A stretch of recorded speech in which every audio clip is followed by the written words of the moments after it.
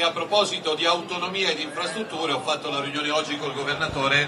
La Brescia-Padova farà parte della grande famiglia delle autostrade venete, quindi i soldi pagati dai veneti rimarranno tutti in Veneto per sistemare le strade del Veneto, senza profitti da parte di soggetti privati. L'annuncio del vice premier e ministro delle infrastrutture Salvini al Vinitaly ufficializza quello che era nell'aria da mesi, la concessione in house della Brescia-Padova. Questo è un grande risultato su cui adesso adotteremo tutti gli atti necessari per arrivare alla fine dell'anno e poter avere la concessione in house della Brescia-Padova. Credo che i veneti lo capiscono subito cosa significa. Significa che ogni volta che una strada viene pagata, un pezzo di autostrada viene pagata qui nel nostro territorio, quei soldi saranno reinvestiti nel nostro territorio. Una holding autostradale ci apre ad un futuro molto positivo da un punto di vista anche finanziario per la nostra regione e su questo dobbiamo fare un grande lavoro. Al progetto della holding autostradale del nord-est si affianca quello della Valdastico Nord. Qualche mese fa l'incontro tra i due governatori coinvolti, Stefani da un lato e il collega del Trentino Alto Adige Fugatti dall'altro.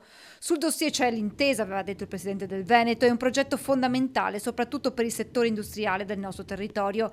Permette un accesso alle altre infrastrutture europee molto più agevole, può far fare a tutto il nord un passo in avanti fondamentale. Questo si inserisce nella strategia poi nel piano economico finanziario della concessionaria. È ovvio che il primo passo sarà la holding delle autostrade, che significherebbe portare in Veneto più di 400 milioni di euro all'anno in più da spendere in investimenti, in infrastrutture, in manutenzione delle strade, nuove infrastrutture. È un risultato importantissimo che grazie alla collaborazione tra la Regione del Veneto e il Governo riusciamo a portare a casa. Dopo anni di discussione, un accordo dei territori è un passaggio fondamentale, ha evidenziato Salvini.